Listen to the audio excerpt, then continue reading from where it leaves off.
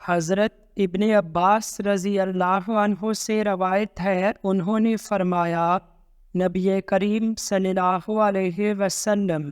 جب رات کے وقت تہجد پڑھنے کے لیے اٹھتے تو یہ دعا پڑھتے: اللہم لک الحمد انت قیم السماوات والارض ومن فیہن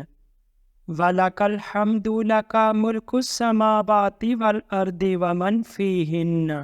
وَلَكَ الْحَمْدُ أَنْتَ نُورُ السَّمَاوَاتِ وَالْأَرْضِ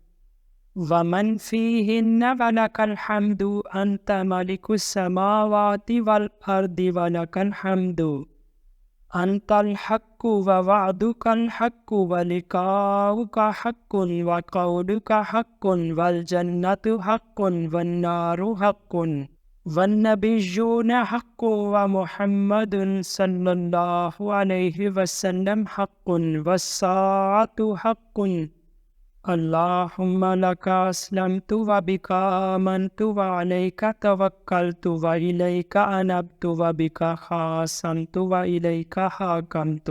فاغفر لی ما قدمت وما اخرت وما اسررت وما اعلنت انت المقدم وانت المؤخر لا الہ الا انت او لا الہ غیرک۔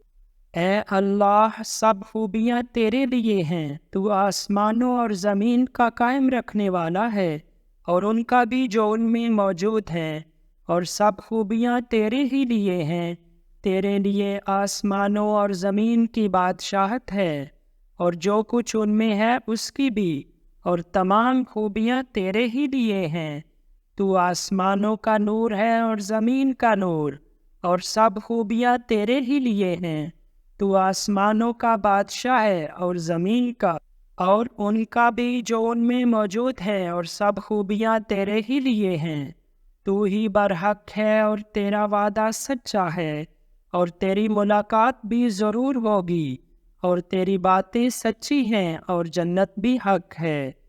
اور دوزخ بھی حق ہے، اور تمام نبی سچے ہیں، اور حضرت محمد صلی اللہ علیہ وسلم بھی سچے ہیں، اور قیامت کی گھڑی بھی برحق ہے۔ اے اللہ، میں نے تیرے حضور اپنی گردن ڈال دی ہے اور تجھ پر ایمان لایا ہوں، اور تجھی پر میں نے بھروسہ کیا ہے، اور تیری ہی طرف میں جھکا ہوں، اور تیری ہی خاطر میں نے یہ جھگڑا اٹھایا ہے، اور تیرے ہی حضور فیصلہ چاہا ہے۔ میری مغفرت فرما